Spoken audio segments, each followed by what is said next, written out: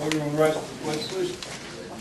I pledge allegiance to the flag of the United States of America and to the republic which stands one nation under God, indivisible, with liberty and justice for all.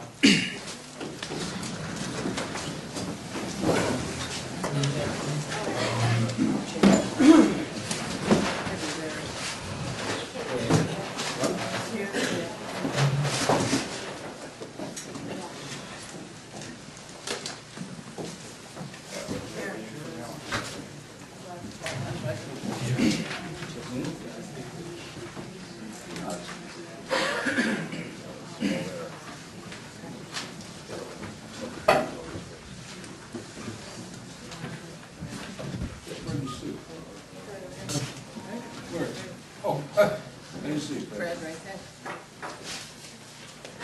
Fred is still here. Yeah. I'll call to the order of the town board meeting of the town of Windsor for February 4th, 2009. Tonight we are going to open with a public hearing on our comprehensive plan and draft and generic environmental impact statement. Excuse me. Before I begin, I would like to extend my thanks to the members of the Citizens Committee that worked so hard in the preparation of this document, the members of the Infrastructure Committee for their review and comment, members of the Town Board for supporting me when I proposed this endeavor, and for their input in the final draft. And I would be remiss, I especially didn't recognize two men that really made this happen, Stu Turner and Fred Donut of the Turner Miller Group, our professional planners. Tonight we're here to receive comment on both our draft comprehensive plan and accompanying DGEIS, draft and generic environmental impact statement. Let me emphasize, this is not a debate, it's an opportunity to receive comments from the public on both these documents. It should be noted that the town has received recommendations for approval from both the Orange County Planning, Department of Planning, and the Town of New Windsor Planning Board. Tonight we'll start with a presentation by Fred and Stu. Following the presentation, I'll open the floor to questions and comments. In order, and we've got a large group here tonight, in order to give everyone a chance to be heard, I will follow our rules of procedure more closely than we usually do. Each speaker will clearly state their name and address. Comments will be directed to the chair. However, if you have questions of Fred and Stu, please hold them until the end of the presentation, and then you may direct them to them. Each speaker will be limited to 3 minutes. Prepared statements and accompanying documents shall not be read aloud, but submitted to the town clerk for inclusion in the minutes. After everyone has had an opportunity to speak, time permitting, I will attempt to allow a second round of comments. Comments will be respectful and germane to the subject. I would ask that everyone be respectful of whoever is speaking and that the meeting be kept in good order. I will maintain strict order and only rule a person out of order at once. With that, Fred, Stu, you have the floor.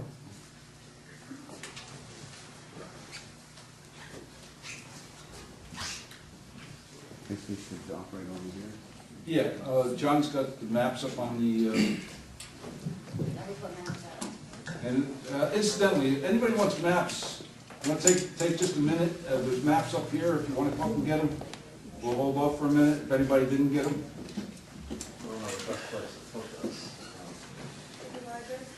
Yes, ma'am. I have a concern about one of the rules that you imposed on us, and that has to do with the reading of a prepared statement. That's part of our rules of order. Well, wait a moment. I will not wait a moment. You are out of order. Sit down. A Sit down. public hearing should allow for both written and verbal remarks. They most certainly can make written remarks. If they're prepared statements, they will not be read aloud. That's part of our rules of order. Sandra, you are out of As order. long as it's within the 3 minutes, it should be allowed. If you Well, want Sandra, to that may be your... that's Sandra, fine. I'm going to tell you one more time. You are out of order. Please sit down. Let the record reflect that. And most certainly will. Stuart, you have the floor. Thank you, Mr. Supervisor, members of the town board, members of the community. I'm Stu Turner, and this is Fred Donite. We are the consultants that have been working with the town in the preparation of the draft master plan. And tonight is obviously a very important point in the process of completing this plan and bringing it to fruition. I'm going to spend a few minutes just going over the process that we've been going through and where we are.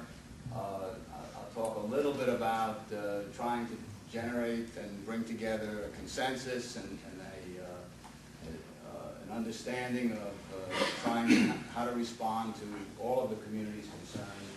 And then Fred will spend a little bit of time talking about some of the specifics, but as the supervisor indicated, I think tonight is really an opportunity for you to comment and express any views that you have on the draft as it stands now. Back in 2007, the town initiated the process of updating or creating and updating the town's comprehensive plan. The plan is a very important document used as a guide for decisions relating to land use, to housing, to conservation, to all aspects of creating the kind of community and a vision that the community wants to see in the future. We were retained as the consultants. The town appointed an advisory committee to work with us in that process of developing ideas, looking at where the community is at this point in time, how it's developed, what the issues are, what the concerns are, and then to develop a series of goals and a vision. It took about a year, and the committee completed their work. We made some further revisions from the work that they had done, from the public sessions that we had during that period, and presented that draft to the town board. And they in turn requested opinion from the planning board. The planning board, as you may or may not know, had met on this and issued a report to the town board recommending approval of the plan as it's been drafted. The other important part of this is that as we go through this process, there's been a lot of support from the town staff in terms of putting things together, trying to provide opportunities for input through the website, through the clerk's office, the supervisor's office, and have during this process received input from the community at large. There was a public meeting that the committee held toward the conclusion of its work before it made its presentation to the town board. The overall plan, as in any community, and the Windsor's a diverse community.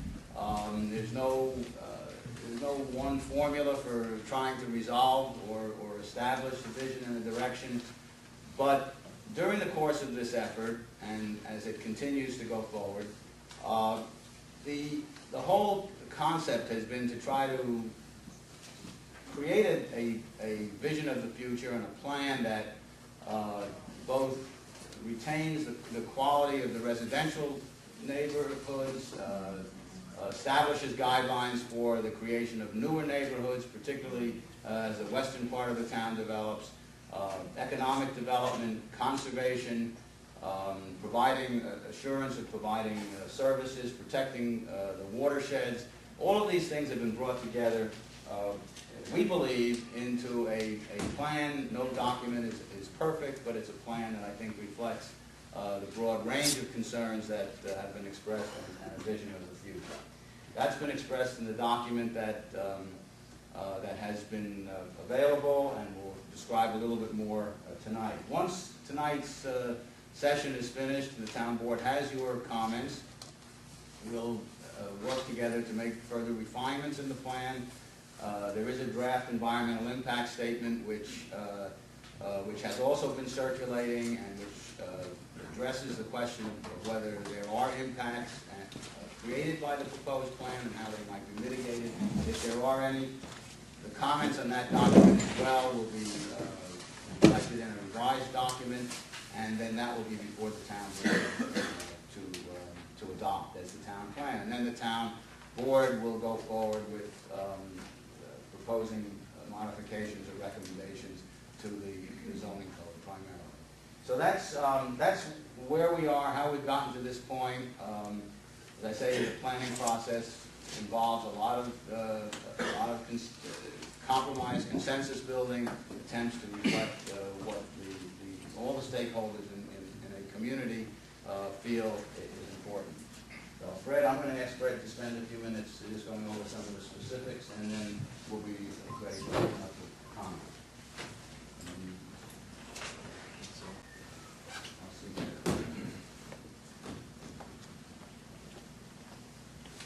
Good evening. What we thought we'd do tonight is just provide you folks with a brief overview of the goals, objectives, and main recommendations that have been proposed as part of the plan. And we brought with us a couple maps, the existing land use map, the existing zoning map, and what's called the plan map, which illustrates the areas of the town that highlight the proposals of the plan. And we can switch back and forth, or later on we have physical hard copies of the maps. So what I'm going to do is just go briefly section by section through the plan, start off with the main goals and objectives that were identified, and then go a little bit into the main recommendations under those specific headings. So, starting with population, housing, and residential development opportunities in the town. Maintain and improve the quality of existing neighborhoods and housing stock. Expand and protect housing opportunities for residents of the town, and accommodate growth while taking into account environmental and infrastructure constraints. So some of the main recommendations as part of the plan: develop a conservation cluster overlay zone. That would occur mainly in the western portion of the town, in the lower density residential zones, and would provide incentives for increased residential density in exchange for preservation of additional open space or dedication of open space to the town. And generally speaking, the plan recommends that established residential portions of the town should generally retain their existing densities. I'm going to quickly move on to economic development. Ensure a sound economy that increases the tax base and creates employment. Enhance and expand non-residential development to include infill along existing mixed-use corridors while limiting the extension of commercial development into new areas, primarily the western portion of the town. So the main recommendations: develop a plan for the utilization of the 400-acre tract of land just west of Stewart Airport in this area as a economic development area that would potentially be developed as a conference center or hotels, those sorts of uses that would complement the airport. Develop public-private development relationships with private landowners along the Hudson River in an effort to redevelop areas of the waterfront. And we're thinking mainly in this area, the northeastern portion of the town, for further economic development as far as retail, restaurants, shops, those sorts of things. Moving on to natural resources: protect groundwater resources, mandate the protection and enhancement of surface waters, including public water supplies, to promote environmental stewardship as well as public recreational opportunities. And some of the main recommendations: to adopt a watershed protection overlay zone in the town, primarily around Washington Lake and Silver Stream Reservoir, as well as areas along potentially the Moodna Creek or other streams in the town.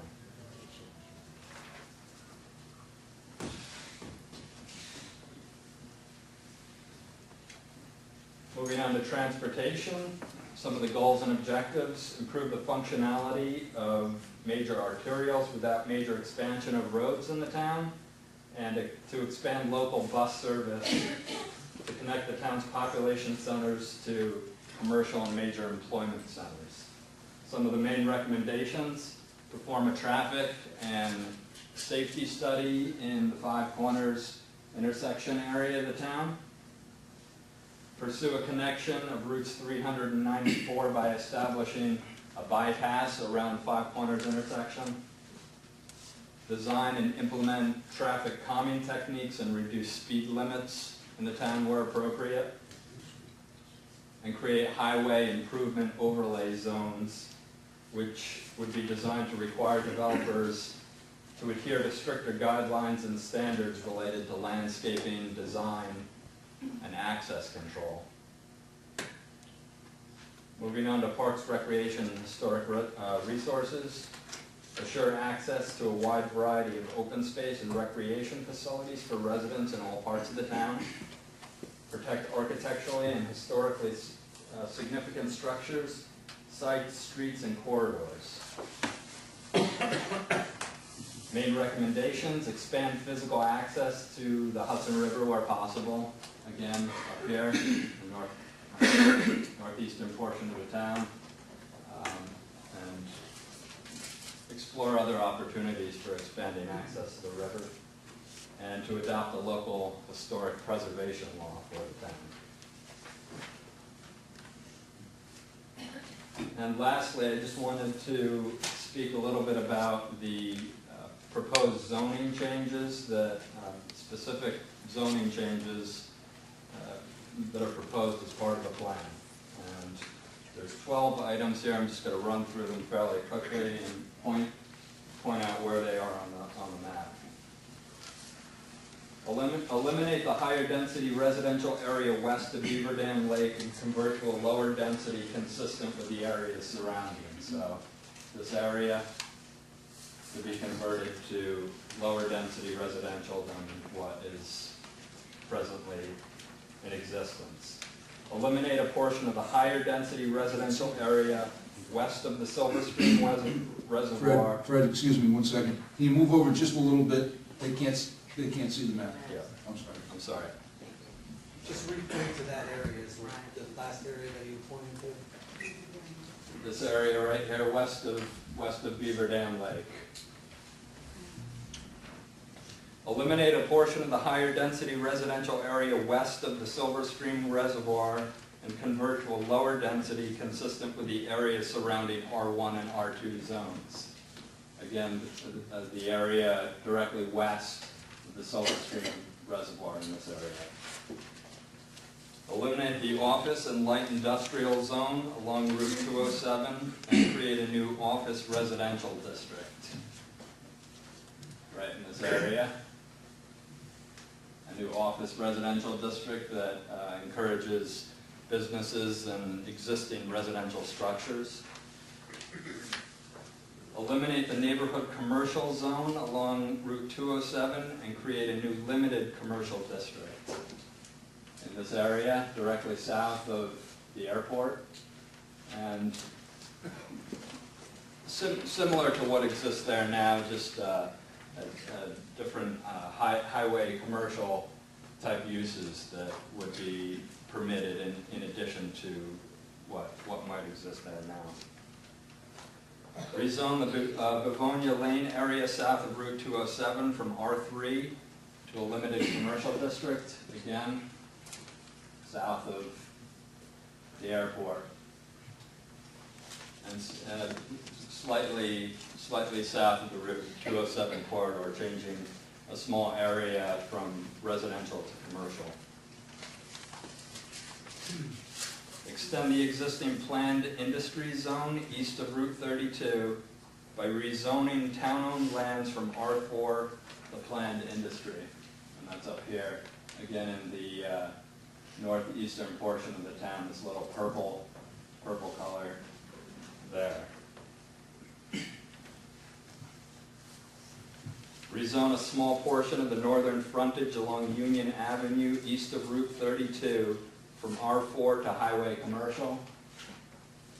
We're talking just a few, 6 or 7 lots right in this area, converting from residential to commercial use. Rezone portions of the Forge Hill Road corridor from neighborhood commercial and suburban residential to planned industry. That would be down here, adjacent to Lafayette Paper and the Moodna Creek.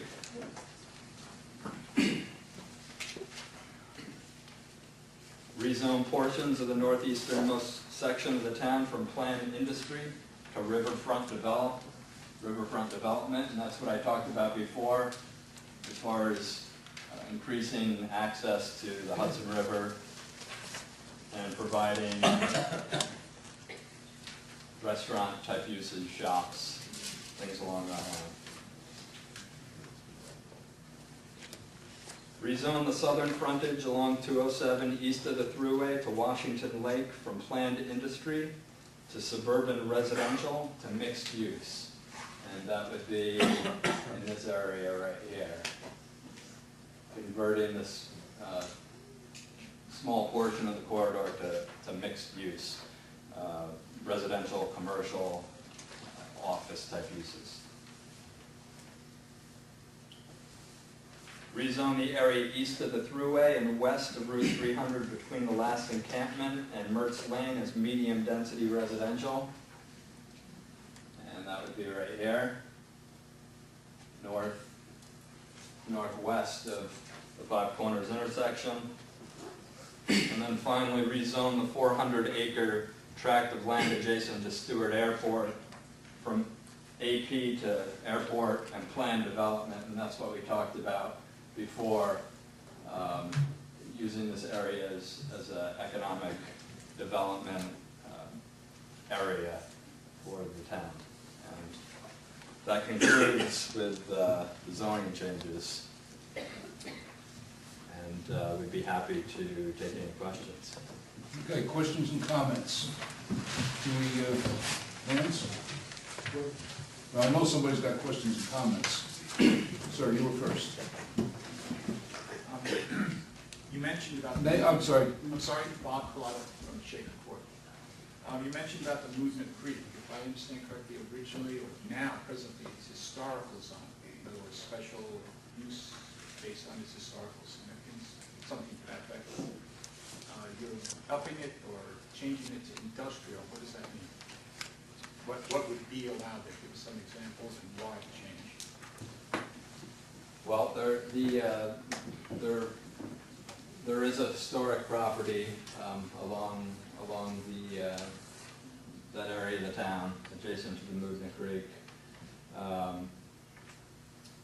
As far as the thinking behind converting the area to industrial uses or an industrial use, it's directly adjacent to Lafayette Paper now. We're thinking of expanding those potential uses. Excuse me, let me explain the Lafayette Paper. Lafayette Paper, I'm sure everybody's aware of it. It's the old Cornwall paper mill on Forge Hill Road. There's a proposal, matter of fact, in front of the county legislature right now. We have a developer that's looking to redevelop that into a commercial parcel. I don't think that the zoning fit what he wanted to do, and It was either an R3 or an R4. R3 or R4. He's going to reuse the building that's there, so we're kind of happy about that. There's some industrial waste down there that's been mitigated and taken care of. and he's going in cooperation with the county. Hopefully we'll regain that as a viable parcel. And There are other John? existing commercial properties down there. so- well, there are a couple other, the old garage was a mattress storage warehouse, that has recently been bought, and it's gonna continue as a commercial property. There are 2 historical houses down there that I am very hopeful when this parcel gets sold and whatever. I've talked to the town historian about it. He would like to see if we can't acquire those 2 parcels. There are 2 very old houses. I believe they're old Clinton houses, I'm not sure. But he's very interested, and we'll see what happens with it. Bob, I hope that answered your question. A little bit more background that I need an answer to. Originally, you had spoken about making this whole Movement Creek area a natural byway for bicyclists, walkers, kayakers. The whole idea was meant to turn that paper mill into some kind of restoration project. Yeah, we had talked about It it. is an estuary, and it is sort of like our eastern gateway into town. We had talked about that property with the county. The county didn't feel that they wanted to give up the $1 million in taxes that were owed on it for such an endeavor. We also could not get a no further action agreement from the Department of Environmental Conservation. However, you must bear in mind that the opposite side of the Movement Creek belongs to the town of New Windsor, and at some time in the future, I would hope that us and the Palisades and the county can get together and do something there. What kind of industry are you talking about going in there? It's going to be a mixed-use industry of offices, some small warehousing, I believe, and maybe some light manufacturing, is what the proposal is now. And remember, it's only just a proposal at this point. I'm hopeful that they're successful. Just as further back, I'm sorry, just as further background, part of that area, I believe, is also still zoned commercial, for like retail commercial. Yeah. But there's also a series of proposals in the plan that sort of override a lot of this, that there's a sensitivity to historic preservation and the concern about a number of historic areas that would receive protection. I mean, there are objectives to protect those areas. It's not that the uses necessarily in all areas would preclude the protection of historic sites. That's sort of fundamental to the plan, is try to protect as much of that historic, many of those historic sites as possible, including the whole corridor on 207. Yeah. Pam McCarnell, Fort Hill. But it actually is a historical corridor. Are they going to change that in the county? My understanding is, there's very strict guidelines as to what can and cannot be done by the county on the road. County, Are they changing that? I don't know that is a historical corridor by the county. That is a town road. It's based on town zoning. It's a county historical corridor. There's three. There's Three three of old. them in our. Well, town. there's 3 old buildings on it. Yeah, but the whole street is, from my understanding and my research, is actually a historical corridor, as is, what, 207, that whole area by the purple. Well, they may have designated that as a historical corridor, but you have to remember that has historically been a commercial, operation. Right, I understand that, and it was also polluting into the Hudson River from there, so. Yeah, it was. But, I do understand the history. There's also been a lot of other things found in the area, but my understanding is that it is a historical corridor and has very specific guidelines as to what can and cannot be done on that road.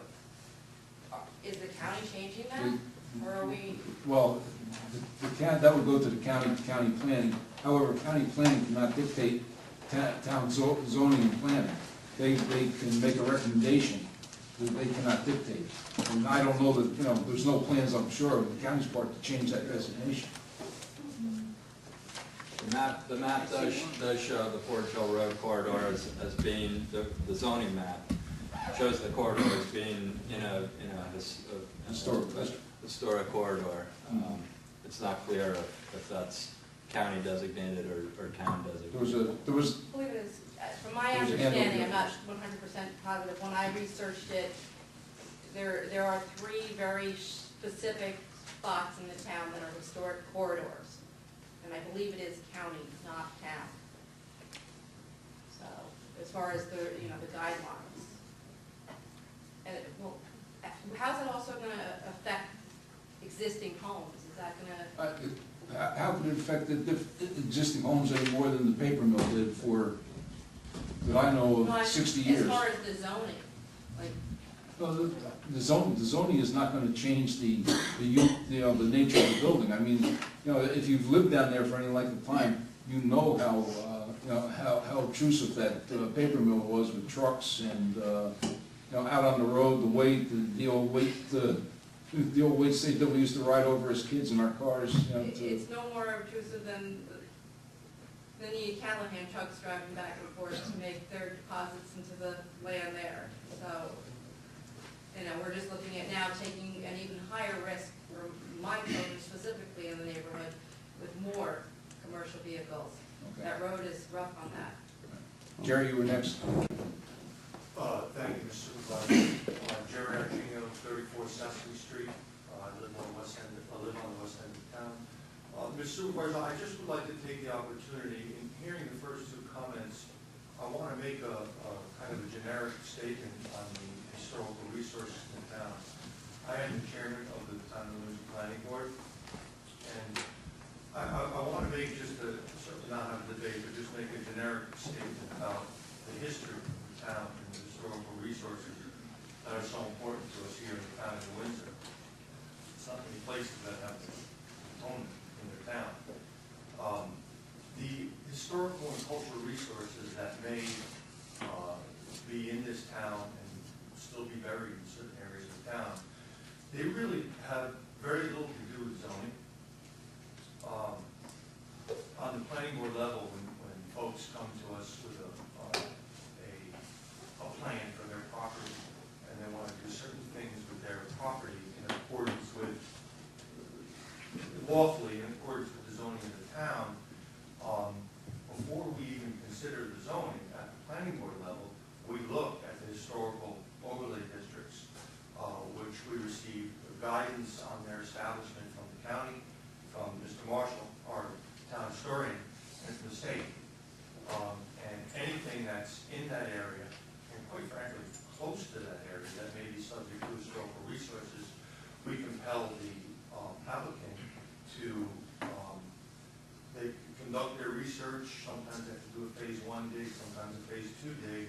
This information not only is shared with Mr. Marshall, but it's also shared with the State Office of Parks and Historical Preservation, SHPO for short. This fellow there, Doug Mackey, and we spoke to him, and he reviews them, and he determines, it's bigger than just the town of Windsor, he determines if there's any historical artifacts on that site. So my point is, and I apologize, Mr. Supervisor, for going over my time, my point is that the preservation of the historical resources is something that is a little bit different than the zoning. I think that's my point. Thank you, Jerry. You cleared that up pretty well. Mrs. Sam, you're next. I think that doing a master plan is a wonderful opportunity to not consider, to overlook current proposals, whether they're business proposals, subdivision proposals. The point is that what you're doing is designing a map of the future.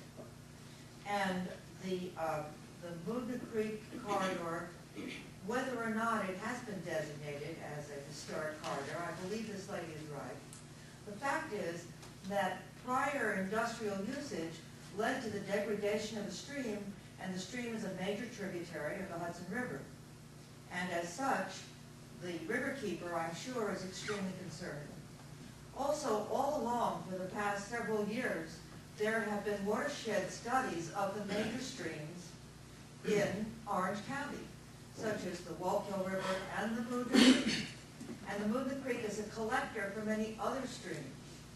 To reinstitute an industrial zone there, when that industrial zone in past years was responsible for major pollution, that paper mill ran colors into the creek. You now have, I believe, correct me if I'm wrong, you now have the town's sewage treatment plant in the creek, is it not? Is the sewage treatment plant? Go ahead. Right. So the effort should be to protect that watershed. Putting industrial uses there does not protect it, and an industrial use based on some proposals that are currently coming in is just the wrong way to go. You don't want to base your decisions on what happens to be popping up right now. You want to base your decisions on the long term. I sat in your kitchen, Supervisor, and talked to you and to Debbie, I remember, before you took over your position. And I was very impressed with your inclinations in terms of preserving the environment. One of the major attributes in the town of New Windsor is the Movement Creek. It is wild and free now. It is a beautiful place, and it should be utilized for what it is. I want to make another comment about the Stewart lands. Recently, the IDA here in the County of Orange determined that that parcel west of Drury Lane does not lend itself to development. And I would hope that your master plan would take that into consideration, because what I heard the gentleman say this evening doesn't seem to have been sensitive to those statements that were made about 3 months ago. So I have a problem with that. And finally, I have a problem with Browns Pond or Silver Stream Reservoir, because although your plan sounds good, the fact is that it is not going to address current issues. There are issues of siltation and problems that affect Browns Pond now. And you're aware of that because you know that the city of Newburgh is contemplating a lawsuit. So that should be reflected in, well, maybe not in the master plan, but it should be reflected in town policy. I am very concerned with quality of water that is preserved or not preserved in Browns Pond. And I thank you for the opportunity to speak to you. Thank you, Sandra. And we are very concerned with the quality of water in Browns Pond, and I'll address that at the end of the meeting. But thank you. And let me point out, however, that the plan with the land on Stewart, that 400 odd acres, whatever it is, there is some usable land out there, and as you know, yeah, very limited. There's about 54 acres on the northeast side of Drury Lane, I believe, and it turns out that on the southwest side or the west side of Drury Lane, I'm living in PS 747, was very limited in use. And I think probably when we go to finalize this plan in the next couple of weeks, that we will address that situation. But remember, there are a few usable acres, and that the state does own that, what was proposed 54 acres, or you probably even remember better than I do, Sandra. I think it was 80 some acres on one side, and it turned out that there was about 54 developable acres that IDA had put in, and then the state reneged on their memorandum of understanding in lieu of the Port Authority wanting that property. So that's kind of that's kind of going by the boards, and you are right about that, Senator. The other side that I'm most concerned with is Maroney's, not Maroney's Old Pond, but Tenney's Old Pond, and the agreement that your group, Spark, had with New York State, and that New York State doesn't seem to be honoring at this point. That there's supposed to be access, open access to the pond, and that there's supposed to be, 25-foot walkway around the pond. And I am very, very concerned that hasn't been honored by the state. May I disagree? Yeah, please. with you? Being I brought it up, sure, you can readdress it. That's not so. In fact, the public does have access. There are existing farm roads that go in there, and people are utilizing that area. They are walking Tenny's? around the pond, Tenny's Pond, and in fact, they are fishing there. because in the interim, that is permitted. Are they using the road off of 747? Well, there is a pull-off of 747 that's been Geez, there. I tried to get in there this summer, Sandra, and it was all blocked off. It had dirt piled up in front of it, there was a gate in front of it. Matter of fact, I even thought about calling you, believe it or not. I will gladly take you. It is being used, the state is I'm glad to hear honoring that. their agreement. If they weren't, we would be doing something about it. Well, I'm very glad to hear that, because my impression is that they weren't. No, they And aren't. maybe someday in the future, you and I can have a discussion about that acreage that isn't being used out there. Well, take Debbie and yourself for a walk. Well, how about a ride? Walk around the block. Okay. Who's next? Barney, I believe you were next. Bill, now, I have a question I'm a little bit confused about. The 1975 master plan in the town does identify two historic corridors, the 40 Hill corridor and the 300 corridor. My question is, are those corridors identified in the new plan? Are they retained in the new plan, or have they been scrubbed for some other reason? We still have those two. And the reason I'm asking that is, as Mr. Orginio has articulated quite well, that the master plan does consider building the things that are being built in those corridors. Now, if we take that designation away and say we no longer have these corridors, and don't, in fact, develop rules or regulations for building new buildings that would be put into those corridors, then that takes a little bit of his leverage away from him. So back to my original question, are the two corridors that were originally identified in the town in the 75 master plan, are they retained in this master plan? Off the top of my head, I can't answer that. Stu, can you answer that? Yes, well, yes, the corridors are retained. And if it needs to be spelled out more clearly, the intent is to retain those corridors. Because I didn't remember seeing that. Well, it may not, be, because there is a fair amount of discussion of the historic corridors and the importance of them, and they are to be retained. Barney, as I recall, you and I even discussed that during the committee, the committee's deliberations on it. Yes, that's correct. And in fact, in the plan that was submitted to the board, it was spelled out that that's what we wanted. I don't think that's been changed whatsoever. And I don't remember seeing it in the new plan. Yeah, I don't think that's been changed whatsoever, has it, Stu? I don't believe so. I don't believe it's. No, it has not. It has not been changed. changed. I mean, I think the original suggestion of the committee stands. Well taken. Well, I'm glad to hear that. Okay. Leo was next, Bill, and then you. Thank you. Leo Braun, I have two questions. One's in reference to an article by Mr. Fitzpatrick from the Sentinel. It's in reference to the Benny Road. Okay, the plan recommends installation of crosswalks at the 5 corners, okay, pursuing connections of 394 and 332. These are crosswalks. Does it say also in reference to on the Union Avenue between the school and the tennis courts? So far, there is no crosswalks whatsoever. You are actually trying to find an area from the driveway to the tennis courts. I feel the tennis courts are part of the school property, and there is no crosswalks. And I have a second question after this.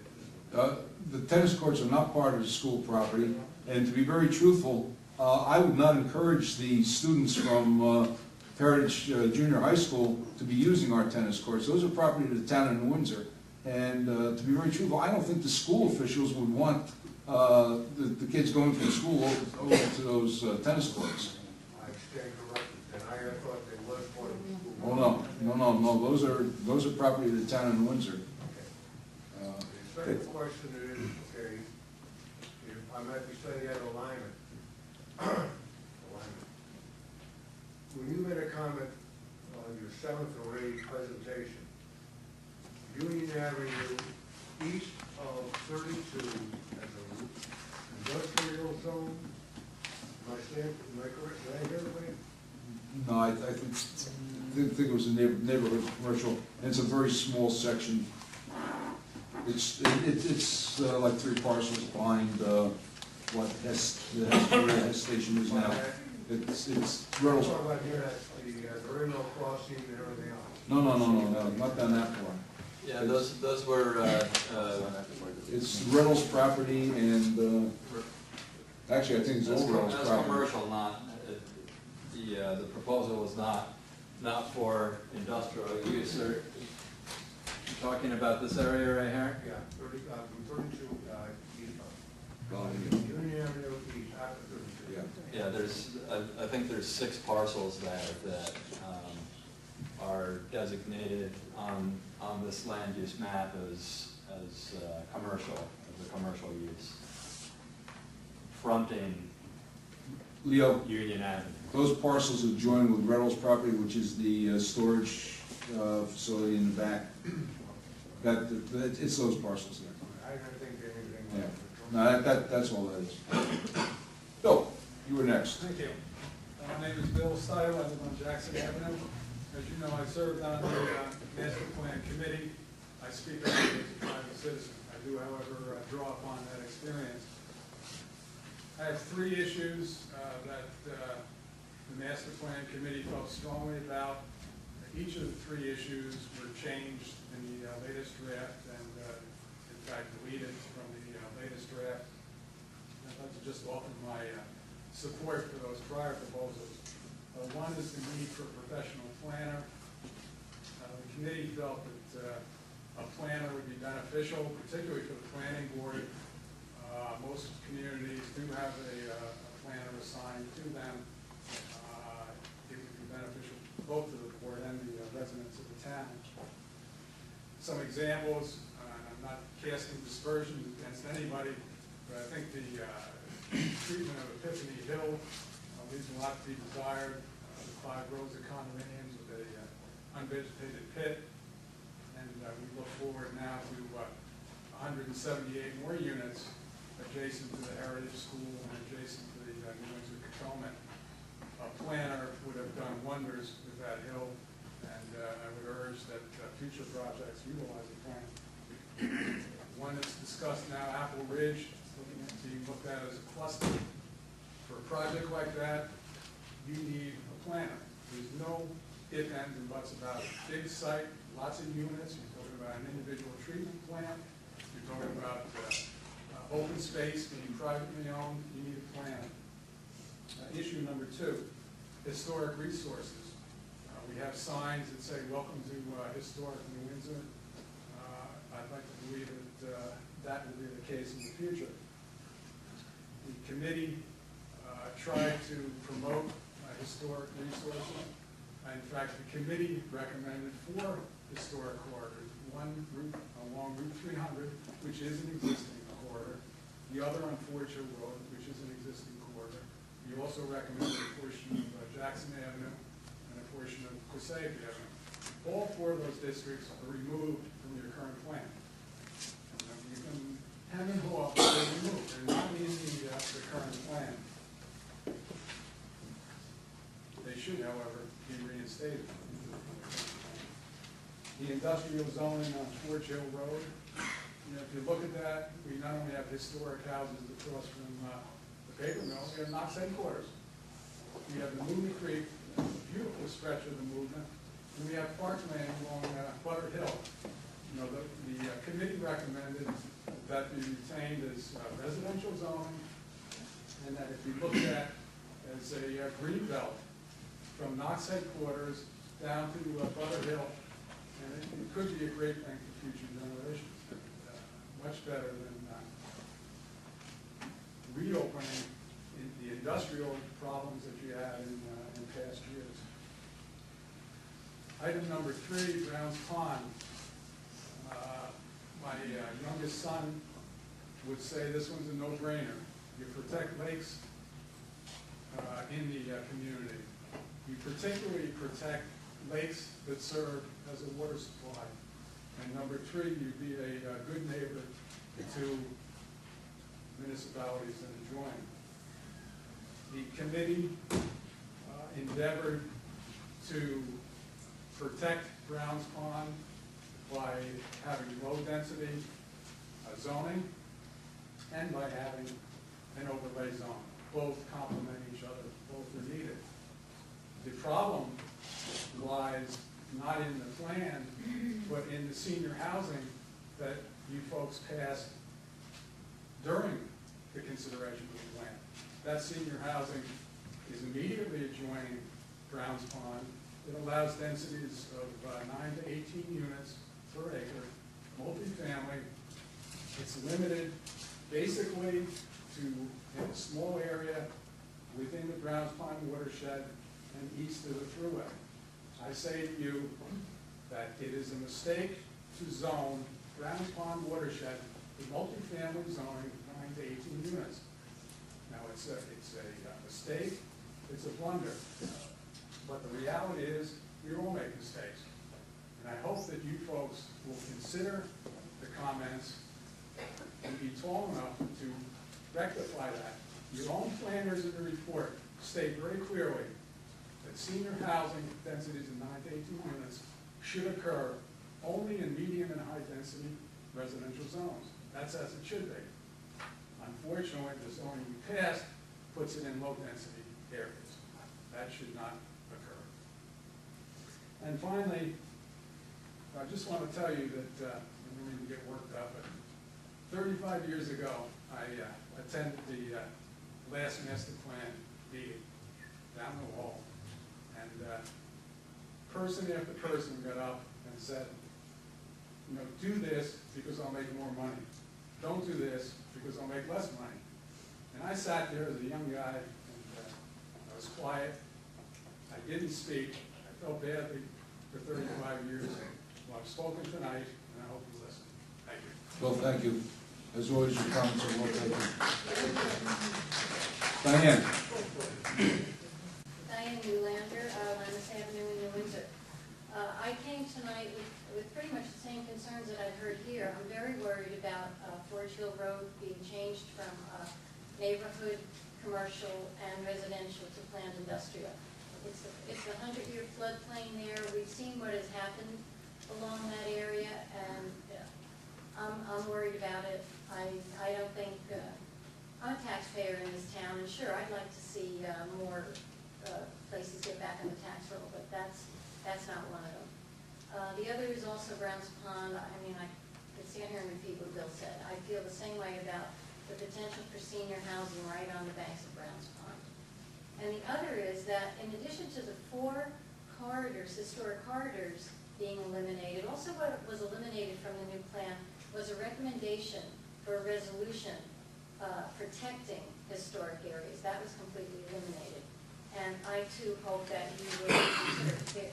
I have a list of 9 things, which I'll give you, I'll hand it to you, of things that were eliminated that I feel really should be reconsidered. Thank you. Do you have something you want to present now, or does anybody have anything they want to present now? No? Sir. My name is Ian McDougall with the City of Newburgh. I just have a letter that outlines the City of Newburgh. I'm sorry, we couldn't hear your name? Ian McDougall. Yes, sir. And I just have a letter here from the City of Newburgh I'd like to present. It just outlines their concerns. I won't go into detail in the letter, I'd just like to submit it. Again, it just kind of dovetails on what is being said here. Most of the concerns are with water quality issues and the delineation of the watershed area. Okay. You want to bring it up now? Sure. Does anybody else have any? Diane, do you want to submit yours now? You're done?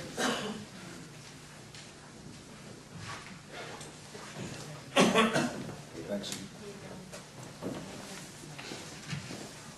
Thank you. Yeah, the part of the minutes, we will have to be copied to Steve. Okay. Yes, ma'am. Hi, Debbie Schiraldi, New Windsor taxpayer, horse owner. I'm concerned about all these agricultural overlays deleted. Pardon me? They're deleted. What overlays? They're all gone. Well, from one, I mean, hopefully I understand this right, but I see them where they are now, and I see them on the new master plan, and they're all gone. I cater to equine and farm-friendly consumers moving up here. We are a good resource to protect our green space with horses and agriculture. And I'm actually meeting with a New Windsor resident tomorrow who wants a farm. And how does this impact when I see all these ag farms going to,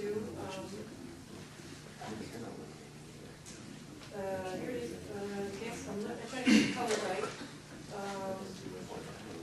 Low density residential. I think they've always been low-density residential, what Will you're the talking agricultural about. overlays stay in the R over them? Yeah, regardless, the ag zone is a designation.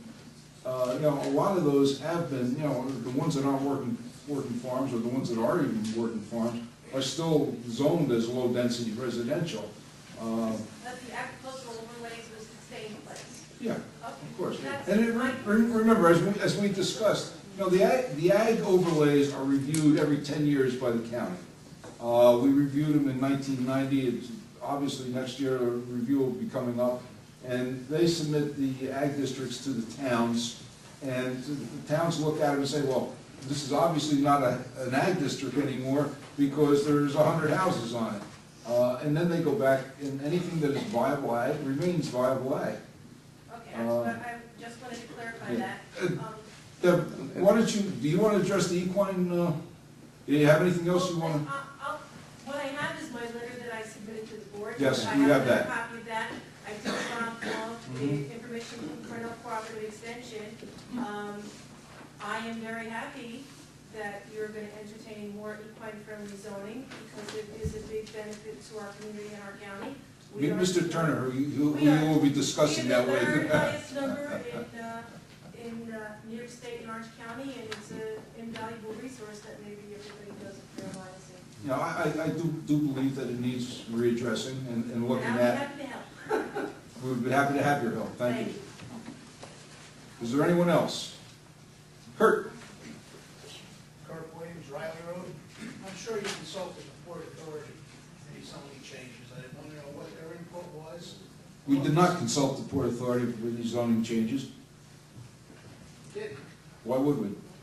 well, because can't they come in and, if they really want to, for what they perceive the benefit of the citizens of New York and New Jersey, undo some of our stuff? They could have a big impact. They can come in like the state can come in and, exercise eminent domain. Remember, we still own half that airport. I understand that, and I understand that they can come in and even supersede the state of New York. No, they most certainly cannot. They cannot. Under no circumstances can they, Would it be a good faith effort to at least consult them or see what their future plans are so they don't undo? We have been trying to see what their future plans are since they took over on October 1st of last year. We tried diligently to work with them. They tried diligently to conceal what their future plans are. As Sandra may be able to explain to you. Well, the lease only extends to the airport. Hello? Mhm. I mean, they can come out here and tell the towns what to do. Yeah. Although they would like to. They might like to, Yes. if they can, because they only have a lease that's on the airport. In case anybody can't tell, our relationship at this point is strained. However, early in the process, I mean, we as technicians did reach out to try to determine what their plans are. We actually haven't, they've probably seen the plan, but we haven't sat down with them with regard to the plan because, as the supervisor says, this is the town's plan. We do want to understand what their plans are, but they have been fairly silent on what They're playing very close to the vest. Remember something, and I don't know if everybody's aware of this, but Stu in 1999 or 2000 did the master plan for our portion of the airport. Oh, yeah, well, yes. Well, we did some planning for the area yeah. in the town that was impacted by the airport. So, they're well aware of what our plans are. It would be really nice if they would share just a little bit of theirs. So, It doesn't In preclude case you can't the tell- town tell moving on. forward trying to coordinate with them. I mean, that's, you know, the town will can we do that. we sit down and talk to them and try to work with them as best we can. You know, we're working with them on some joint water issues and things like that. They have not shared item one with their future plans. So, I mean, our master plan is there, it's available to them. You know, they know, in one meeting, you know, it happened to be a BRAC meeting, they knew about things that they really shouldn't have, and how they found out is beyond me. You know, things that were under negotiations with the BRAC. So. Well, let me see, you've had one turn, let me see if there's anybody else in the audience that has it. Ma'am, would you stand up, please? Deb Neckens, I live in Rock Tavern.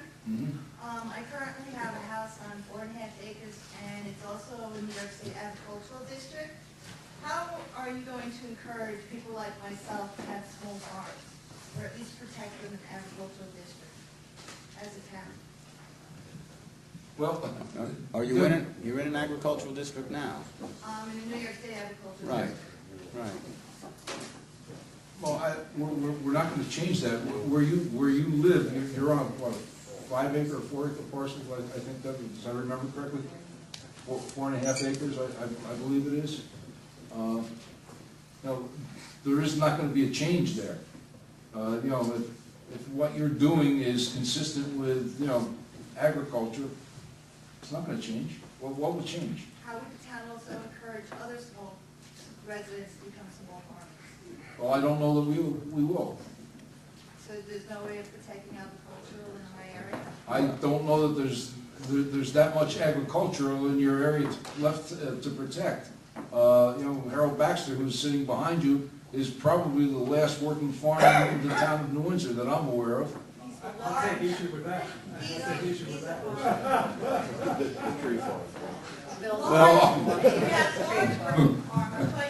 Bill has his tree farm, excuse me, Bill. There are simply not that many working farms left in the town of New Windsor. Large working farms, I'm talking now about small working. If they're within an agricultural district and fits the zoning, what would we do to oppose it? Why wouldn't we support, you know, if you had a 5 acre parcel and you wanted to,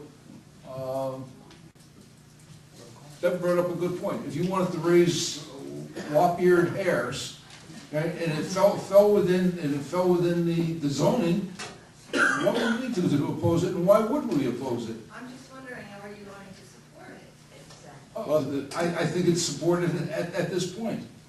I think that there are so many different quote-unquote explanations for farming. If it complies with guidelines set with Cornell Cooperative Extension, New York State Ag zoning and the paperwork, then you're okay. I think I hope that answers your question. Depends on what it is. When the zoning ordinance is reviewed, one of the things that zoning can do, I mean, one of the goals is to protect agriculture, and there's nothing necessarily that can go into a plan other than the fact that zoning can protect, you know, agriculture. Just as we're going to talk about how to make the zoning more equine friendly, so that people can do the things that maybe they're precluded by some overly restrictive zoning now, or what, you know, that's going to be part of what is reviewed in the zoning. But the plan talks about the importance, in fact, particularly in the western part of the town, of keeping it open and trying to protect the open quality and the character of the area. So when we get to the zoning, that's the goal, and we'll be looking at the zoning. You may have some specific ideas. I think, as the supervisor said, you're welcome to make, you know, Once we get into the zoning, a lot of that'll be addressed, and we do want your input, and, you know, that was offered to help and, you know, to provide information from Cornell Cooperative Extension. You know, I've worked with Cornell as a county legislator. You know, we hold them in high regard, and Stu has We'll certainly work with them. All right, sir, in the back. You just covered it. Okay. Joe Rakowicki. Yeah, Joe. Yes, sir. Don Doring, I live on Mount Airy Road. I want to thank you for the opportunity to speak and compliment the gentleman on the master plan. What I've seen of it is pretty good. My special concern is the Browns Pond Silver Stream Reservoir, since I live in that area. If the recommendation is in the plan or follow the letter, it would be wonderful. It would be a big change. I just had a couple of issues, items I'd like to discuss. You talked in the plan about a watershed protection law and overlay zone, and my question is, I'd like to see some more details in the plan about this. What would this law do? It talks about restricting certain development. What does that mean? Buffer zone should be 50 to 100 feet. In many cases, that would be insufficient. I think the city of Windsor has a 100-foot buffer around most of the Browns Pond, but that doesn't protect where the rain comes down. The watershed. Special permits, you discussed that in the plan. That's a good idea, but what are the requirements? What if you want a developer wants to come in and build, what other special requirements is he going to have to do to get this special permit in a watershed area? The permitting process. Is he going to have to do additional environmental studies? Most of the land around Browns Pond on the west side is owned by developers, and on the east side by apparently investors. So all of this land is potentially going to be developed at some point. The only thing it saves so far is the market has gone sour. Also, I think that talking about the watershed, I'd like to see the watershed actually delineated in a map of it. The Browns Pond Silver Stream Reservoir watershed delineated in a map of it, put in a master plan, because if nobody knows where the watershed is, who's going to be able to protect it? You don't know which streams flow where unless you see it on the map, unless you know the area. I think that also the town should have its own, or at least on an ad hoc basis, hire a wetlands expert who would go to these areas and find the wetlands. The National Wetland Inventory maps and the state DEC maps are based on decades-old aerial photographs, which are incredibly incomplete in many cases, and they are things that they need to be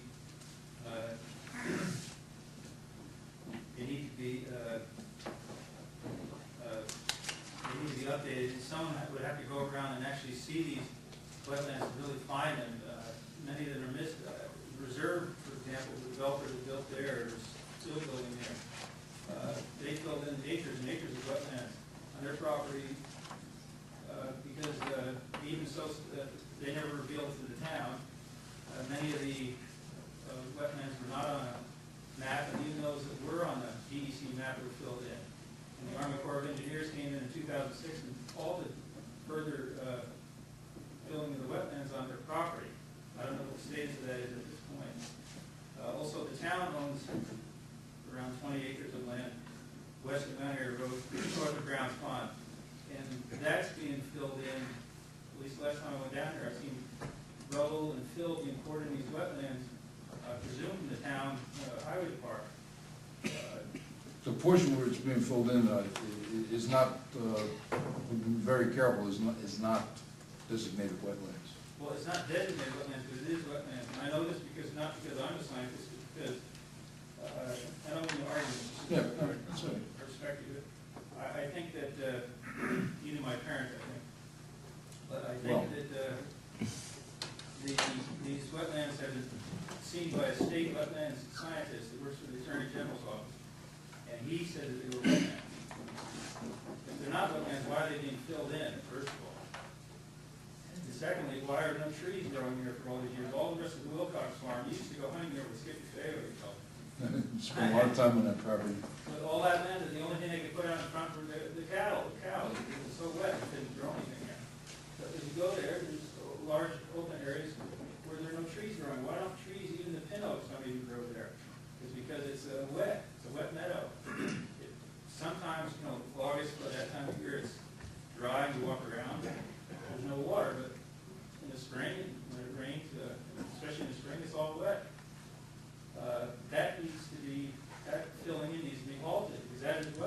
It has been halted. Oh, good. Thank you. That was the, if the town is trying to protect this lake, then, it should start with its own land, because these wetlands are the way that the water is filtered and so forth. I think, having grown up on Millionaire Road and to see the condition of the pond, especially the small side on the west side of the causeway, this happened because of the reserve. It's a travesty. And now the city of Newburgh is now going to sue them. And this other developer, Briarwood, is all for discharging the lake. I mean, that, it's good news, but it should never happen in the first place. It's too much building and there's too much runoff. The ground has nowhere to absorb the water anymore. And so I'd like to see in those instances a little more detail in the plan about how they're going to protect these wetlands. And again, they talked to me about the town acquiring land around the Crown Pond. I don't know whether it's practical or not, but perhaps some sort of timetable should be addressed. How soon is the town going to move on this, and so forth. The only way we'll be acquiring around Brown's Pond is through grants. Matter of fact, I just had a discussion with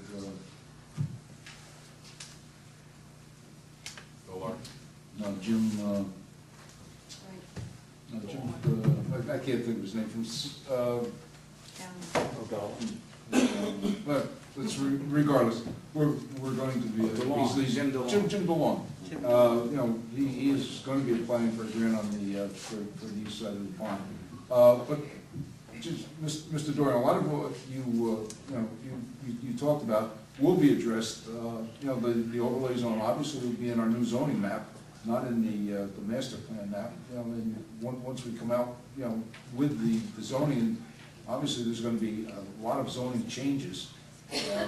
That'll be addressed. The specific watershed overlay will be part of the zoning. There is actually in the plan, there is a map that shows the watershed. We're not suggesting that that's the final line. It's probably going to be refined, but it does show a proposed general watershed area for both lakes.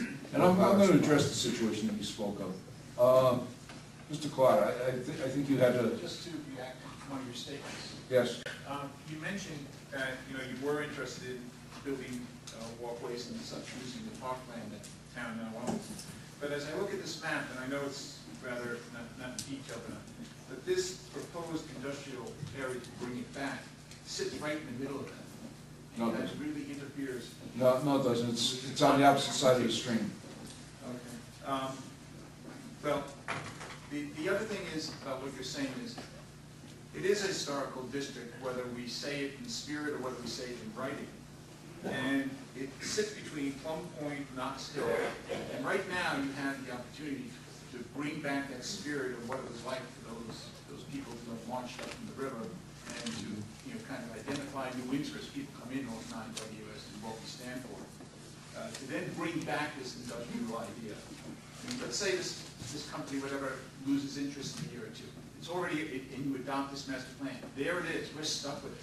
The next buyer who wants to take that land, and they're going to have a pretty good argument as to what to build there based on certain parameters. But still, they'll have a legal sort of inroad. I hear what you're saying, and I think there's probably a misconception that we're going to put some kind of heavy industry down there, and that is most certainly not. It'll most certainly. Yeah, I'm sorry, I didn't mean to say light heavy, but any kind of industrial type. Well, I don't even know that it'll be industrial. And to be very truthful, I can't go into the details because it's proprietary stuff. With a potential developer, and I'm not going to go into the details. But if we did not adopt that purple area, we left it back as residential, would that pretty much kill the plan? No, because it's pre-existing. No, it's not going to kill the plan. And listen, it's pre-existing heavy industrial. What is proposed there is far from heavy industrial, it's more office and, yeah, light warehousing. He and, understands yeah. that. I just need clarification. Does the Canadian firm still own that land? No, they don't own it. The people that bought it from them, or the people that financed it and took it over, are in bankruptcy. It's very complicated. So, just for our satisfaction, so this plan doesn't, by this potential, whatever you want to call him, developer, they don't own the land just yet. No. So if we put this master plan in, let's say theoretically tomorrow, Mhm. then the zoning, that even if residential, would be in our favor. It's not residential now, it's heavy industrial. Some of it's, So in other words, they would not have had a chance to So, argue. yes, some of that's commercial, as it Right, but exists if we now. changed it back to residential now, theoretically by tomorrow, with this new master plan, Well- they would be out of luck. Not necessarily. Not necessarily. It's pre-existing, and there's a 3-year rollback on, Just very briefly, it's a pre-existing non-conforming use. The fact that it's in a residential zone now, it's been there since probably the 40s or 50s. it's been there before that. And you get into some complicated legal issues about whether the use was abandoned, and that gets into intent, and you could get into a lot of wrangling.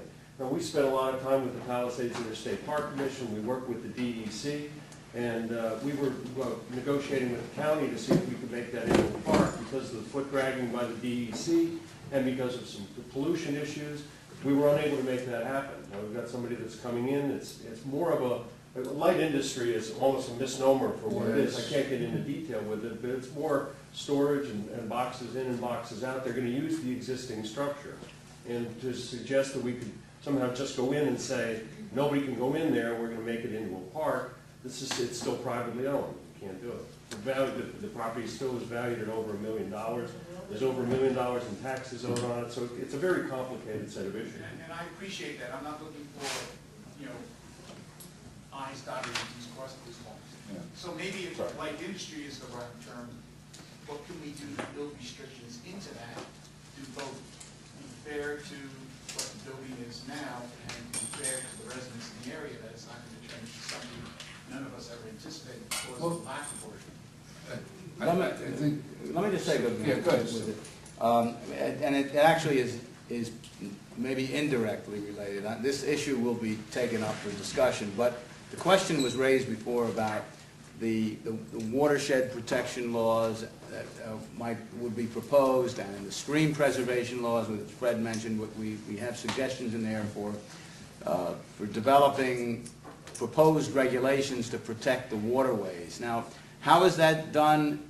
It's done by setting up specific rules about what kind of runoff can occur, what kind of setbacks have to be honored from waterways, how much land can be covered with impermeable surface so that it limits the amount of runoff to protect the stream. Now, that doesn't answer all of your question. I mean, but in terms of what kinds of specific things go into these stream protection laws and the watershed overlays, there are a whole series of things that, regardless of land uses, it's how those uses can occur, if they occur at all. The coverage, the runoff quality, the landscaping, the vegetation, all of those things relate to what can filter into the stream. So it's a combination of things. You can have development as long as we call it performance standards. I mean, it can't pollute the water. You can't have more runoff. It controls the quality of the runoff, etc. And there'll be more public discussions about those laws too once we go to the zoning. Yeah. One More more on that time. one little location, Yeah. but, I mean, as far as the overall plan and the traffic alone in that corner, trying to get trucks in or anything in and out, for one, it's a much more traveled path nowadays than it ever was back when that paper mill was there, as far as I can probably guess. Actually, I'll tell you the truth. I grew up there also, and right up on off of Willow Lane. I think the traffic is less now because everybody's using Union Avenue. Nobody wants to cross 9W The traffic on Fortune Road. on Forest Hill Road is unbelievable. I mean, you had right on that corner, you had a fatal accident right down by the paper mill in the last 5 years, okay? Well, You know, it's not a great little I'll turn. tell you what, I spent 21 years as a cop here, and prior to that, we had a lot more than one fatal accident at the intersection of 9W and Fort Hill Road. And they've addressed that and put a light up, and I was there before that was actually done. And I can see the damage from my window, so. But my other concern would also be as far as, what about the waste? I mean, the treatment plant, it doesn't actually cover that area, am I correct? No, it does not. You know, everybody over there is septic. So Those are issues that will be dealt with at the planning level. There's some major reconstruction of that area. Those will be issues that are discussed and dealt with by the planning board. You know, should this plan come to I mean, if fruition? that whole corridor is gonna be open for development, for industrial, you know. There is no whole corridor. I mean, you know, you're talking about one building. You know, there's nothing there besides This the. is not, but the way this is showing, that looks like am I misreading that? Well, Would be it the goes down into entire the area? wetlands, but you and I both know that the wetlands that are to the south of the old paper mill will never be developed. It is what it is, it's wetlands. There's wetlands, but there's also a farm along there. I mean, is this not the entire road there? No, it's the one side. And I'm misreading that, Yeah. because it looks like it's on both sides of the road. Yeah, well, and we will revisit it. You know, we will revisit it, and that's why we're here to hear your comments on it. And your comments are well taken. I'm just, you know. Yeah, no, I understand. I mean, Your comments are well taken.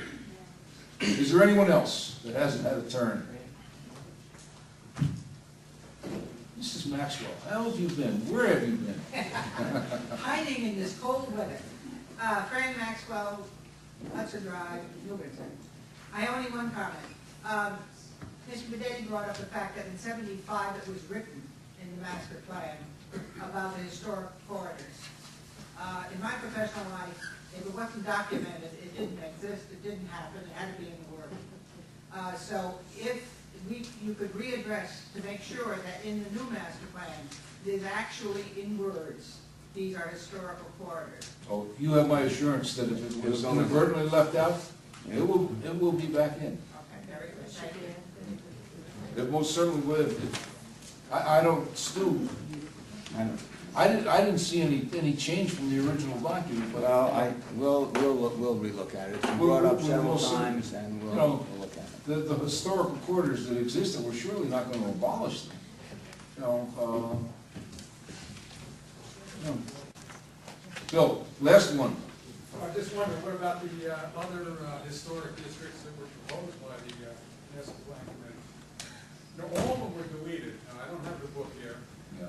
but again, the comprehensive plan committee specifically recommended 4 historic districts.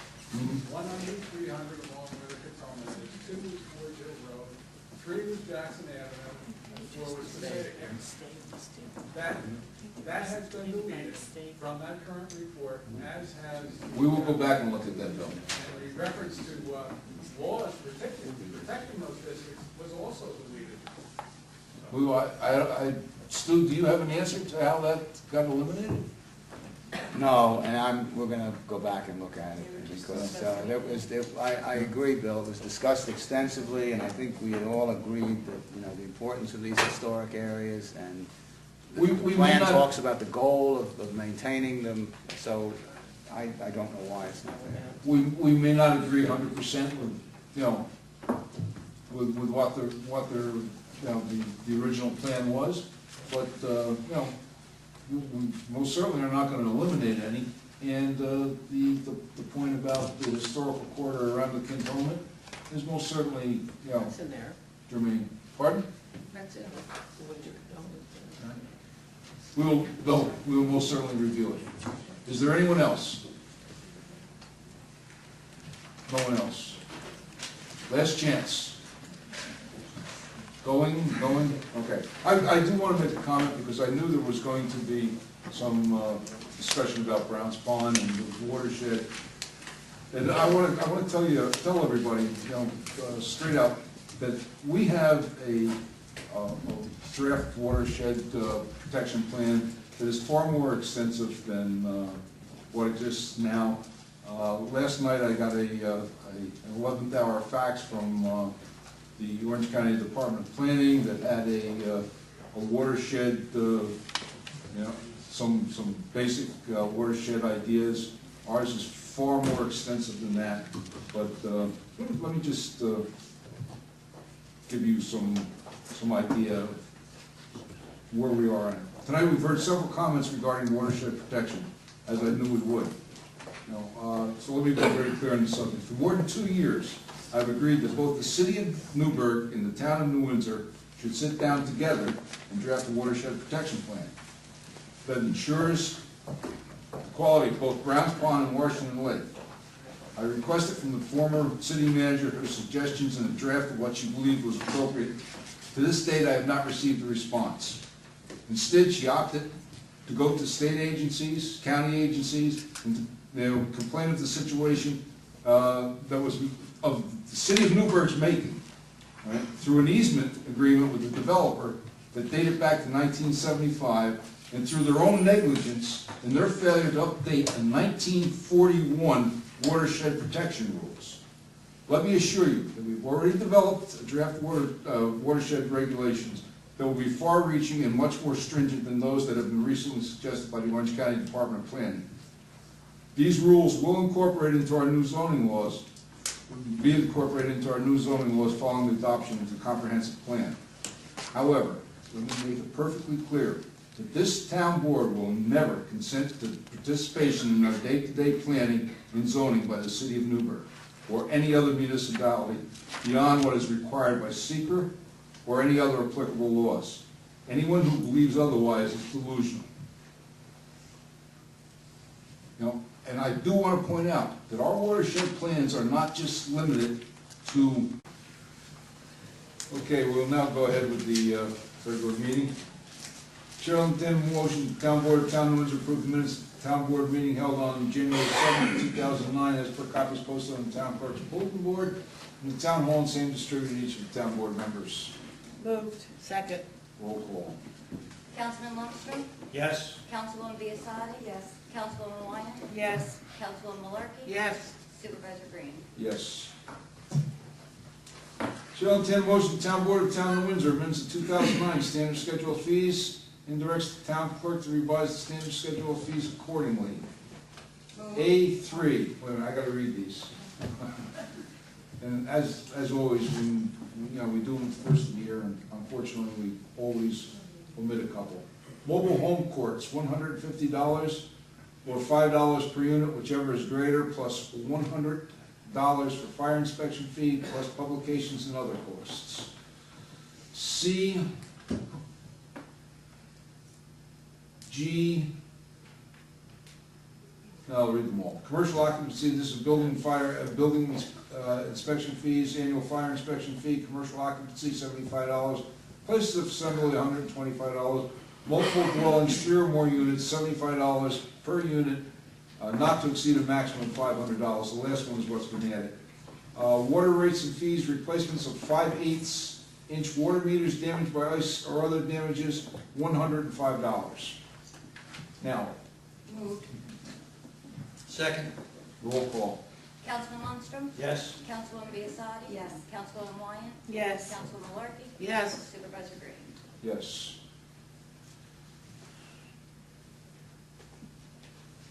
Chair will entertain a motion, the Town Board of Town of Windsor adopt the following resolution. Whereas the State of New York has appointed a Commissioner on Local Government, Efficiency and Competitiveness, and one of the recommendations forwarded to the Governor is to move all registrar of vital statistic duties to the county level under the direction of the New York State Health Commissioner. And whereas local registrars throughout the state must provide residents with with efficient, individualized service at a reasonable cost in their own communities without the hardship of traveling to the county seat for these services. And whereas it is the town of New Windsor experience, the past centralization of certain functions to county government has proven to be no benefit to the taxpayer, but rather additional costs and mandates. And whereas the registrar of the town of New Windsor charges a $10 fee per document as prescribed by law, the proposed legislation would raise that fee to $40 per document. Now therefore be it resolved that the town board of the town of New Windsor adamantly opposes the proposal to move the duties of registrar of vital statistics to the county level, as it would impose a tremendous burden, hardship, and disservice to our residents and taxpayers. And be it further resolved that certified copies of the resolution be forwarded to the Honorable David Patterson, Governor, Honorable William J. Larkin, Senator, Honorable Nancy Calhoun, Assemblywoman, and the Commission on Local Government Efficiency and Competitiveness. Moved. Roll call. Second. Councilman Lundstrom? Yes. Councilwoman Biassadi? Yes. Councilwoman Ryan? Yes. Councilwoman Larkin? Yes. Supervisor Green? Yes, and just to point out that funding for these operations and all this illusions of grandeur that the state has for improving efficiency has been cut by 50% by the governor as of yesterday. Hearing no objections, Town Board of the Town of New Windsor receive and file notice of claim in BDR Associates LLC versus Town Board of the Town of New Windsor et al. There are no objections. Town Board of the Town of New Windsor receive and file development agreement between the Town of New Windsor and First Columbia LLC dated January 23rd, 2009 for a project known as 4 London Avenue.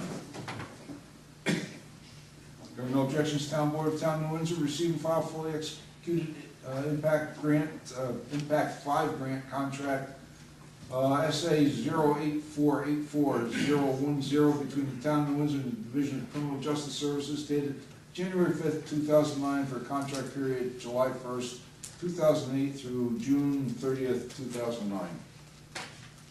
Hearing no objections, Town Board of Town of New Windsor receive and file developers agreement between the Town of New Windsor and RPA Associates LLC dated January 16th for a project known as Patriot Bluff. Hearing no objections, Town Board of Town of New Windsor receive and file notice of claim in the matter of Patrick J. Thorpe, 20th Century Towing versus Town of New Windsor. Docket number 8011328.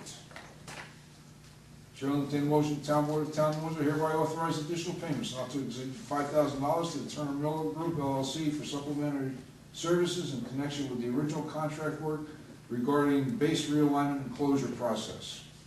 Moved. Second. Roll call. Councilman Lundstrom? Yes. Councilwoman Biassadi? Yes. Councilwoman Ryan? Yes. Councilwoman Larkin? Yes. Supervisor Green? Yes. Hearing no objections, Town Board of Town of New Windsor receive and file notice of claim in the matter of Alex Shane Blue versus Sergeant Feo et al. Number 08724. Hearing no objections, Town Board of Town of New Windsor receive and file amendment to developers agreement between the Town of New Windsor and Manor at Cornwall LLC dated January 29th, 2009. Hearing no objections, Town Board of Town of New Windsor receive and file with the Town Clerk continuation certificate for permit bond number 43161-371 submitted by Valley Contracting Inc. in the amount of $20,000 effective February 15th, 2009, expiring February 15th, 2010. The purpose of the permit bond is to secure a permit for the Town of New Windsor to perform street openings within the Town of New Windsor, same thing referred to the Town Attorney and Town Highway Superintendent. Pardon me a second. Chair will entertain a motion, Town Board of Town of Windsor adopt. Order calling public hearing to be held on March 4th, 2009 at 555 Union Avenue, New Windsor, New York at 7:00 p.m. Expanding the New Windsor Garbage District to include Steel Road and a portion of Route 207 between Clarkview Road and Steel Road in accordance with the resolution attached hereto, and which shall be subject to a permissive referendum, same thing referred to the Town Clerk for publication pursuant to law. Moved. Second. Roll call. Councilman Lundstrom? Yes. Councilwoman Biassadi? Yes. Councilwoman Ryan? Yes. Councilwoman Larkin? Yes. Supervisor Green? Yes, hearing no objections, Town Board of Town of Windsor receive and file with the Town Clerk and executed beverage agreement with Coca-Cola Bottling Company of New York for the term of September 1st, 2008 through August 31st, 2013. Following reports were received and recorded with the town clerk. Justice Thorpe's report, month of January 2009. Justice Sullivan's report for month of January 2009. Town clerk, month of January 2009. Police department, month of January 2009. Fire prevention, month of January 2009. Recreation department, month of January 2009. Building department, annual report for 2008.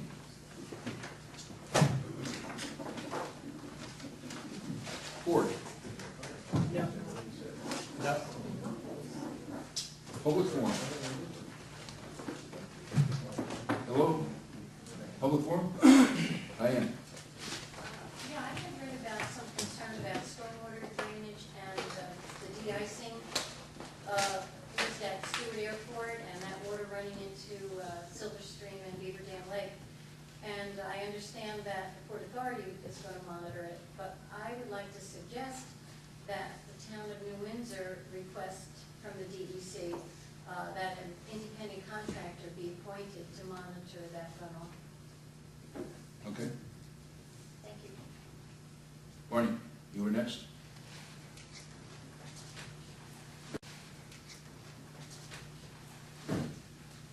Frank Cadetti, North Drive. I want, at the January meeting, one of the items that was on the agenda was the medical benefits for elected officials, and I'd like to speak on that a little bit tonight. Before I go into that, I'd like to say that some of the people that were listed on there are personal friends of mine. I have no motive for advancing this. I'm not running for an office, but having said that, I just wanted to make a comment on the fact that I think that that resolution at this point in time is bad timing, considering the economy, what it is, people losing their homes, people being laid off. I think some of the terms of the terms of the resolution are out of line. This proposal is a follow-on proposal to one made 4 years ago by the previous administration. But with a slight modification, the original proposal was for a 5-year eligibility plan. This year, the benefits are awarded only after 8 years. I think the original plan was a bad idea. It was wrong, and I think it's still wrong. At that time, 4 years ago, it was opposed by a number of citizens in the town. As a result of that opposition, just chose to rescind that proposal. And I will acknowledge the fact that you should say that at some point in time in the future that you would revisit it. And obviously you revisited it. I think you may not have gone far enough, but my consideration is we have a number of town employees who have to work 20 years in order to get a similar kind of benefit. The eight years, I think, is nowhere near long enough. But not only that, I want to, at some point, at the end of this, I'm going to offer a counter proposal. It's not that I think you shouldn't have this plan, but I just want to offer a counter proposal. We have police department members. We have heads of departments. The heads of department who have to work 15 and 20 years in order to get similar benefits. Our current this current resolution that you have, I believe, weakens our ability to negotiate with unions and the rest of the employees in the town. Not only does it weaken their position, I think it's actually almost an insult to them to tell them that they got to wait 20 years in order to get some benefits that are even similar to this. Considering escalating medical premiums as they are from here on in, I would expect medical premiums to keep going up and up and up and up. There's no provision in this resolution to counter that. My proposal is, I suggest that we do perhaps a 12-year eligibility with a cap on how much the town will actually contribute to those premiums. For example, I've worked for a corporation for 30 years, and I have to pay into my medical plan because they decided that they would cap. They would pay up to a certain amount. Beyond that amount, regardless of how much the insurance company may ask in the future for premiums, they would pay them to a certain amount, and then it's up to me, it would be up to the insured to pick up the rest of the premiums. I believe that this resolution should be a shared cost resolution. And that's all I have to say. Thank you, Bernie. Thank you. I'm not going to get into a debate, Barney, but as we discussed, this is modeled exactly after the county's resolution, and there is drastic changes. If anybody opts out, they don't get $4,000 a year for life under this proposal. Anyone else? Fran, so nice to see you back. I'm vocal. Fran Maxwell, New Windsor. I go on with Barney on this. I felt the same way 3-4 years ago. I'm still on the same stand. Again, as a professional, when I retired, I took out my 7 pencils and pens and left, and that was where it ended. Most companies are doing that, and if they aren't doing it, they're revisiting their policies and changing them. And what really got my gall was no copay. Where in the world today have you any insurance that you don't have to pay copay? So taken from there, I'm sure we'll have words on this later. Thank you. Thank you, Fran. Anyone else? Ma'am? Alice Brandazzo, I live in New Windsor, taxpayer. I have to agree with her. I've worked 18 years at the U.S. Military Academy. When I left, I had to pay my own insurance. I have one more question. What if somebody was on the board, say 4 years ago, and they were on for 8 years? Does that give them entitlement? No, it doesn't. It's from now on? It's going forward. Oh, it has nothing to do with anybody. There's no who was on the retroactive. board prior. There's no retroactive to it, no. Okay. Sir? Ferdinand Ritz, Tommy Windsor, Foreshadowing. I'm a firm believer in everybody having health and medical benefits, but this package just seems a little too sweet. 8 years, no copay, way too sweet.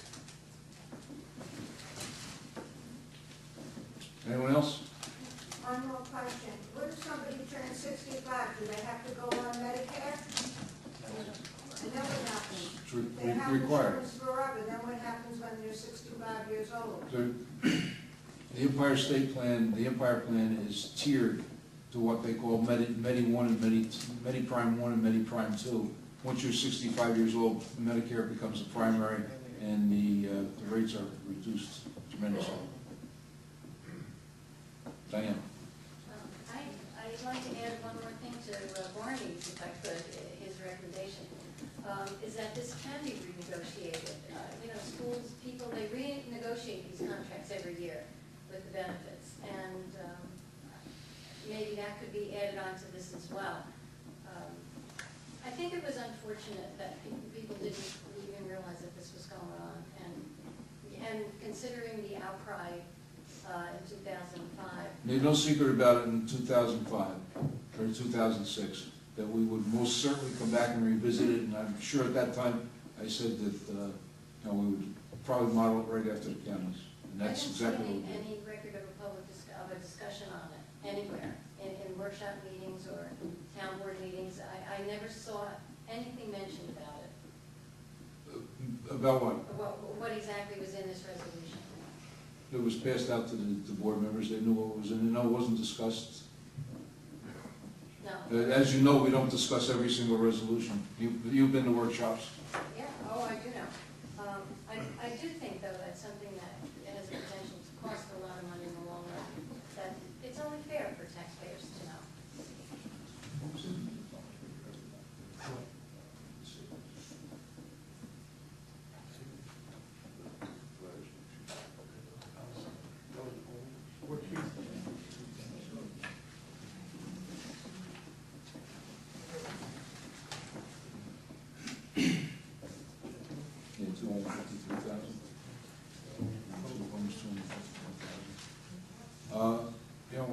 when we looked at this and when I started to revisit it, it was back in 2006. I had a calculation done by the then controller, and asked him, exactly, what we had saved by council people, elected officials not taking the benefits. And it's amazing. It turned out $253,700 some odd dollars, up to 2006. So you have to remember, there's a lot of us that don't take it and are covered elsewhere. Sir? Was that a savings you're seeing at that time, $273,000? That was $273,000 was over a, I think, a 6-year period. No longer than that. What is it? Town council members who did not avail themselves Of the plans They at could the have, time. they didn't. Yeah. The savings were around $253,000. Yeah, but I think I'm from, I'm gonna go from, wait a minute, back down, Back to 19, it looks like 1990. 90. 2007. Yeah. Well, this resolution becomes a reality, what would that cost the This taxpayers? resolution is a reality. Okay, do you have any idea what that's gonna cost the taxpayers? There is no immediate cost to it. It doesn't happen until one of the existing council does not be, is not, is not a council member anymore. And then if they apply for it. There is no immediate cost. There's no today cost to that resolution.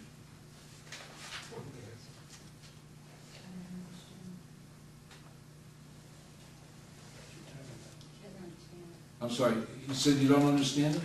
This is, this is upon retirement from the position, from the elected position.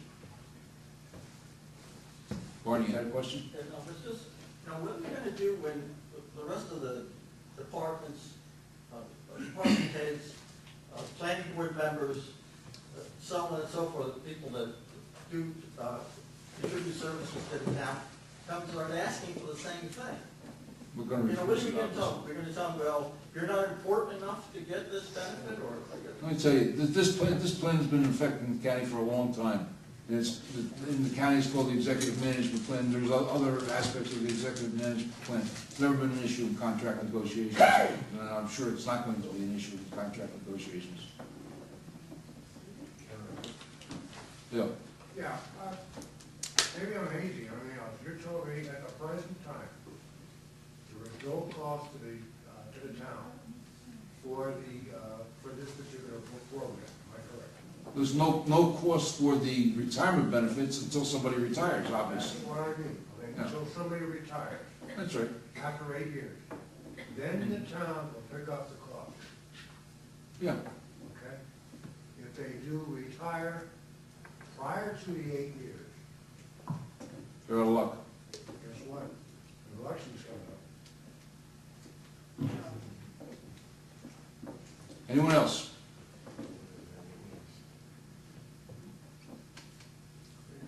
Entertain a motion to close the public forum?